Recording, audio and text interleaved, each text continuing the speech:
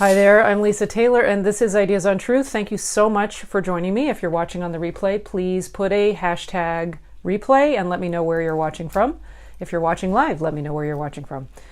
I'm asking the question, who or what is it that you are serving?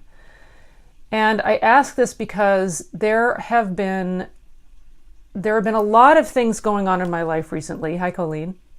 There have been a lot of things going on in my life recently, and Colleen, I know you know this, that are so extraordinarily challenging that it is definitely putting me to the test. The stuff that I talk about here, I am being tried and tested to the nth degree. Can I put this stuff into practice? And what I am finding is when there are suggestions that come to me of a dear friend seeing me completely wrongly or attacking me verbally, someone I love deeply missing on the planet Earth, don't know where they are, a loved one who doesn't seem to be remembering things and not having kind of normal energy for life. Pretty big stuff. I know that you all have massive things that you're dealing with as well, so I am not alone. I know this. I am not setting myself apart in any way, but I am here to share some of the little things that I have been going through in my thought that may help you. I don't know. One thing is I have to check myself. Who am I serving? Am I serving fear or am I serving love? Am I serving that false sense of ego and pride, or am I serving the unselfed and divinely loving nature of man? And in every little thing that I'm thinking, who am I serving? Am I feeling triggered by something? Clearly, if I'm feeling triggered, I'm operating out of a sense of false ego. I'm operating out of a sense of personality or fear. If I can feel compassion and I can feel love, then I'm operating out of that sense of love. Who are we serving in our thinking? You know when you play a tape over and over and over and over again in your head? Something that you did, something that you said, something that somebody else said to you, a wrong done, a wrong given, whatever. You play the scenario over and over. You worry about it. You fret over it. Who are we serving when we're doing that? We're certainly not helping the situation. We're certainly not finding any kind of solution or healing. We're replaying a tape over and over and over again and making it a reality in this moment when it's something from the past. As we drag those stories forward and we bring them into the now and we replay them in our head, or we complain to someone else about them, or we talk about, the invisible army of people who agree with us because we have a point to make. How many times have we done that? Ask yourself who you're serving. Ask yourself what are you giving power to? There is a quote from the book that I quote a lot, Science and Health with the Key to the Scriptures by Mary Baker Eddy. There is a quote that says, "Hold thought steadfastly to the enduring, the good, and the true, and you will bring these into your experience proportionably to their occupancy of your thoughts." So holding thought, your thought, my thought, to the enduring, the good, and the true will bring those into my experience.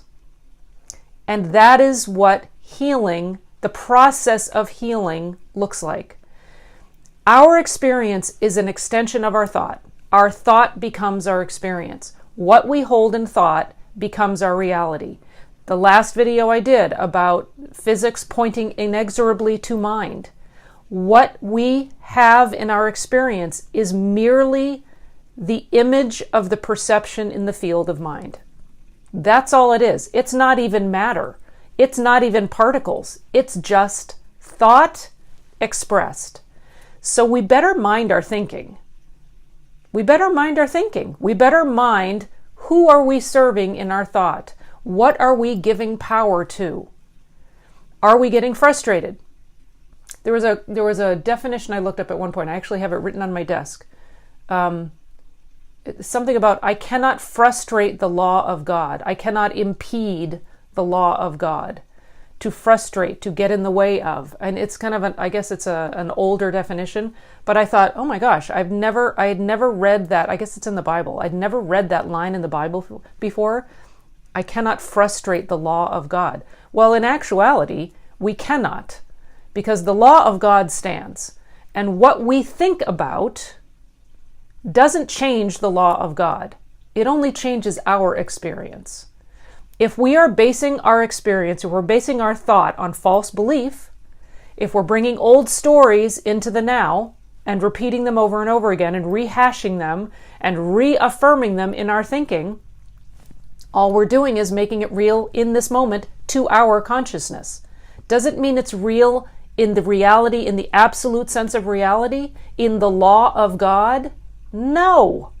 Stuff based in fear is illusion. Stuff based in love is law and aligned with God. God is light, and in him is no darkness at all. So darkness is just the absence of light. Fear is just the absence of love. It doesn't actually have a power unless you focus on it, you serve it, you rehash it, you believe in it, you make it a reality in your thinking and therefore in your experience, creating your own hell. How many times have I done that? How many times have I replayed that conversation or that silly mistake that I made over and over again, beaten myself up, said all sorts of, when we call ourselves names, don't you love that? Oh man, I'm such an idiot. Or why did I, that stuff? It's not doing us any good.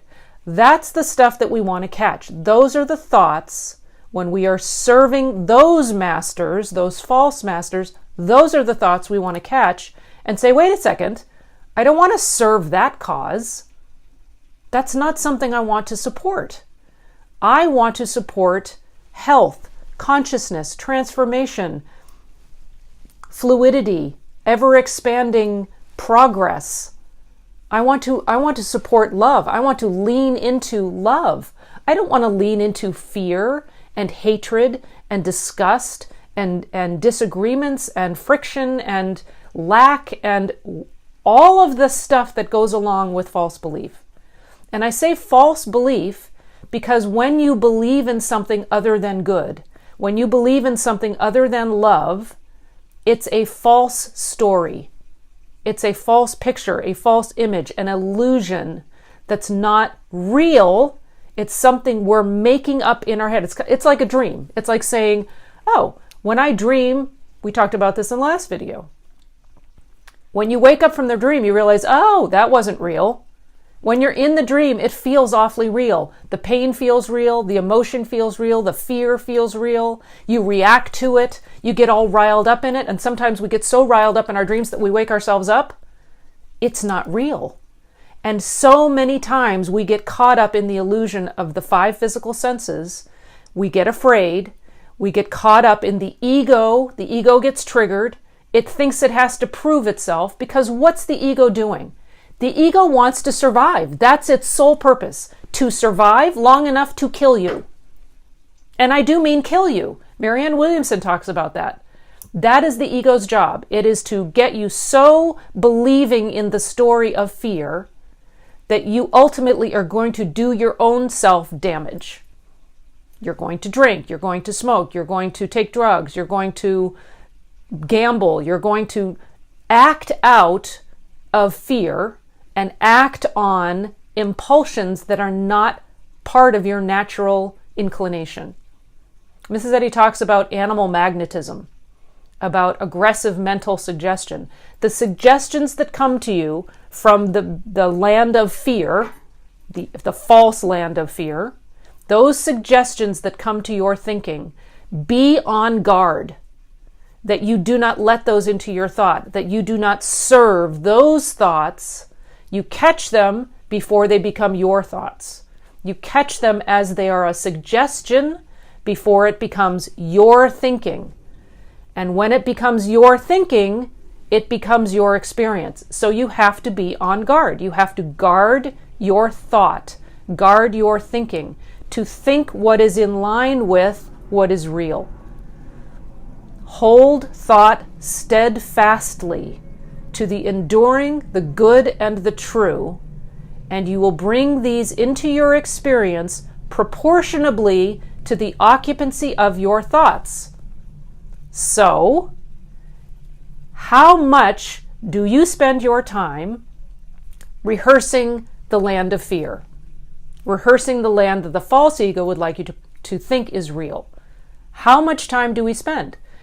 Do you meditate in the morning? When you're meditating, do you notice the thoughts that are running through your head and how much of it is negative? Joe Dispenza talks about this too. It's all through the Bible. It's all through religious texts, through holy texts, all through them. How much are we serving two masters? Are we catching those thoughts? When you have a suggestion of illness coming on, when you have a suggestion of identifying another person as negative, as a bad person or somebody with ill intention or whatever, those thoughts, either about yourself or about another, are suggestions to you to make them real, to hold on to them, to think them, to actively pursue thinking it, acting on it, reacting to it, giving it life. That's the only way that evil can live. By you taking it on and being the host and giving it life. Because in and of itself, a suggestion has no power. Let's look at the classic example of the devil tempting Jesus to throw himself down off the cliff. Throw yourself down. If you're so great, throw yourself down. If he'd had any power, he would have pushed him. Right? There's no power in suggestion. It's just suggestion. It takes you picking it up and making it real and giving it power. Or me. I don't mean you, but me. Any of us. So be on guard.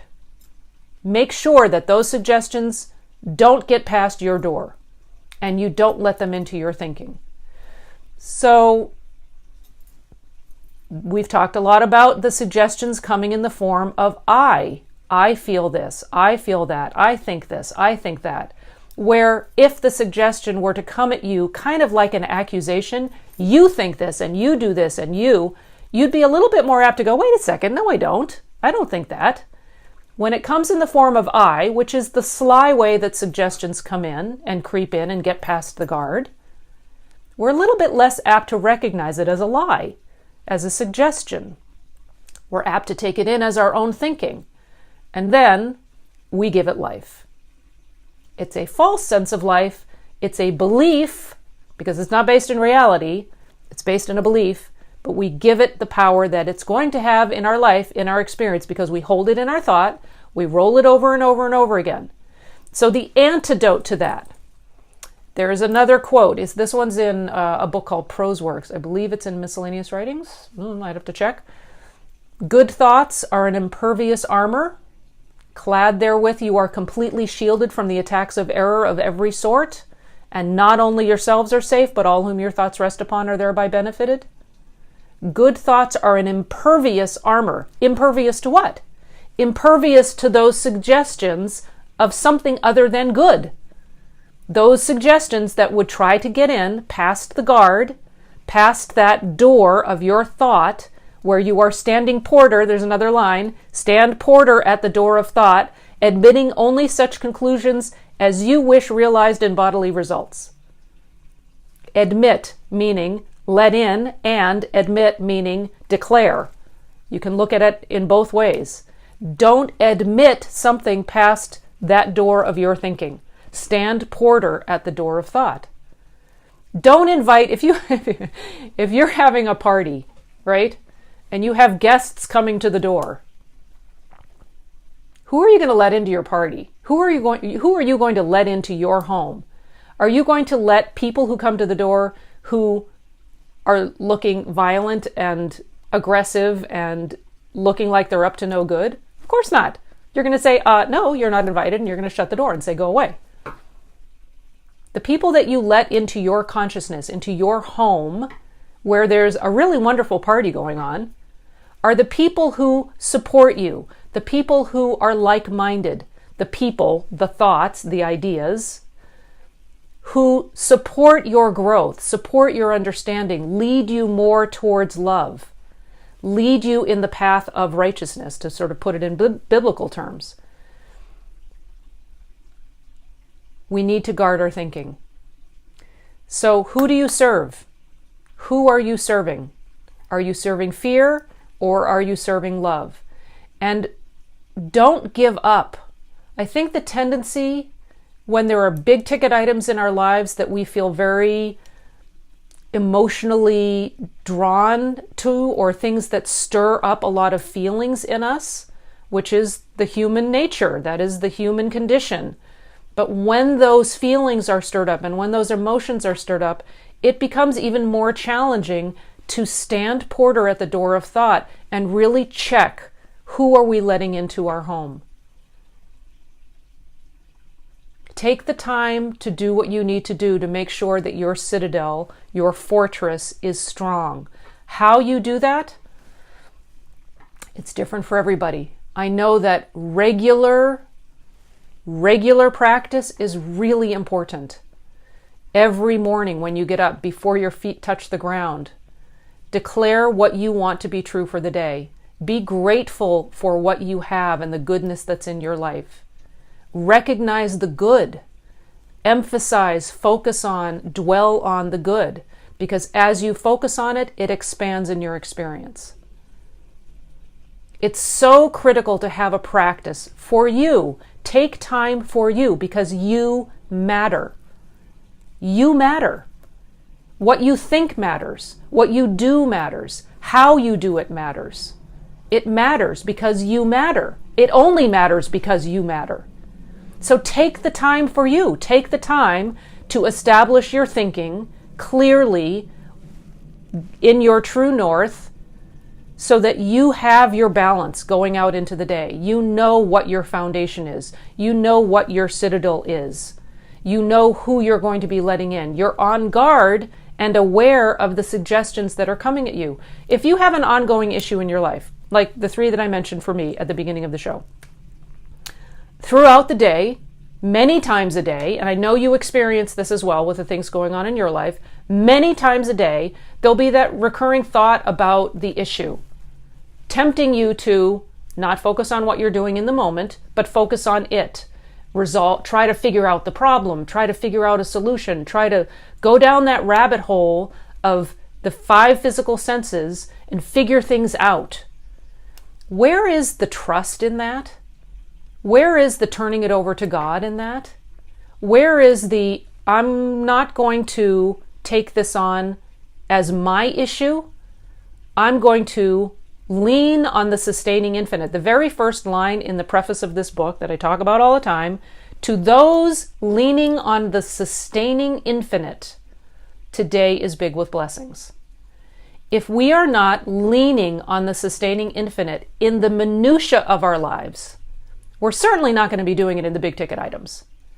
Every little moment of the day. It's not, I'm going to carve out, well, yes, it is, I'm going to carve out time in the morning, but it is an ongoing practice. It's not, I'm going to pray for half an hour in the morning and then I'm going to go about my day. I'm going to pray for half an hour in the morning or an hour or 2 hours or 4 hours. The busier you are, the longer your prayer time should be. That's just a general rule. General rule. So the more you have going on your to-do list, the longer you should take to prepare for the day. Because guaranteed, you will get everything done in half the time. So it's not just that time you set aside for yourself in the morning. It is an ongoing, meditative, conscious practice throughout the day. And what does that look like? That looks like being alert to the suggestions that are coming in. That looks like not picking up that stick of wanting to take control, wanting to figure it out for ourselves. That looks like leaning on the sustaining infinite so that our day, our experience is big with blessings. I could go on all night about this stuff, couldn't I? Oh well, I have no idea how long I've gone. I don't ever keep track of the time. So I don't want to keep you too long. This is a wonderful topic to delve into, and I encourage you to find quotes, find ideas, find things that inspire you that you can focus on, so that when you are tempted during the day, in all the little minutiae of your day, when you are tempted to buy into the suggestions and start repeating the story over and over again and start replaying those tapes, say, no, you can always go back to it. I mean, that's the thing. Just hit the pause button. You can always hit play again if you really want to go back and listen to that story. You can. But just get in the habit of hitting the pause button. Hit the pause button on the story and turn towards love. Turn towards abundance. Turn towards the good thoughts that are the impervious armor. Declare who you are. Go back to what you established at the beginning of the day. Who am I? Why do I matter? Why am I valuable to the world? Why is what I'm choosing to do and think in this moment going to change and transform the direction that the planet is going right now? It absolutely is. And don't kid yourself into thinking that your one little thought, your one little story that's taking you down that rabbit hole doesn't matter. It matters. It matters what you're thinking. It matters what you're doing. It matters who you're serving. Don't kid yourself into thinking that you don't matter or your little struggle doesn't matter. It does matter. And how you deal with your struggle matters. How you deal with those thoughts that are coming to you matters. Every time. Only every time. Don't kid yourself into thinking that it doesn't. You matter. What you think matters. How you handle what you think matters. How you handle the problems and the challenges that come up to you matters. Do your due diligence. Guard your thinking from the erroneous suggestions that are coming to you. Don't buy into the false beliefs and the false stories that keep replaying. It's error, or whatever you want to call error. It's fear-based. It's false ego-based. Don't give it life. Give your life energy to what is good. Think if somebody has wronged you, somebody's criticized you, said something to you, done something to you that seems unforgivable, what is your response to that? Is your response to get defensive? Marianne Williamson talks about defense is the same as attack. The act of defending is the same as the act of attacking. So if you're defending yourself, it's actually the ego trying to defend itself, right? It's not you. Because there is nothing to defend if we are aligned with our true identity. What are you doing in that moment in your thinking? Are you turning to love? Are you forgiving them because they don't know what they're doing, because they've gotten caught up in the false sense of ego and they're going down their rabbit hole? Are you forgiving them for that? You know, it's that story in the Bible about the adulterous woman, and all the hierarchical people are bringing the adulterous woman into the beginning of the middle of the town center and saying, she committed adultery, she should be stoned to death, and trying to rile up everybody and saying, Jesus, okay, what are you going to do? And he doesn't say anything. He stoops down on the ground and draws in the sand. And then he says, and you probably all know this, he who is without sin among you, cast the first stone. And so little by little, starting with the oldest down to the youngest, because those who have been on the planet for a longer period of time tend to have a little bit more understanding of the fact that, yeah, I've made a few mistakes, and are more quickly able to admit that to oneself. Starting with the oldest, going down to the youngest, they all left. They didn't throw stones. And he turned to her and said, go and sin no more. What does that mean? Go and don't miss the mark anymore. Go and live rightly. Go and choose rightly. Go and think rightly. Go away from this point and choose moment by moment who you are going to serve. I love you guys. And again, I'm on my phone, so I don't see your comments, and I will go back and look at them later. And I'm sorry, Colleen, I know It matters. It does. Yes, I agree. Defense is a form of attack. That's from a long time ago. So they haven't scrolled. So that's why I don't even look at them, because it's all outdated. All right. I love you. Thank you for watching. If you are watching on the replay, hashtag replay and let me know where you're watching from. It's really fun to see. People from all over the world are watching, and it's just a kick. I will put this up on YouTube as I usually do. So if you have friends who are not on Facebook and want to share this out with them, please feel free to do that. Always like to hear your comments, and like and subscribe and share. If you haven't subscribed to my YouTube channel or this Facebook page, please do so. And I guess that's it for tonight. Love you guys. Thanks for watching. This is Ideas on Truth. Bye.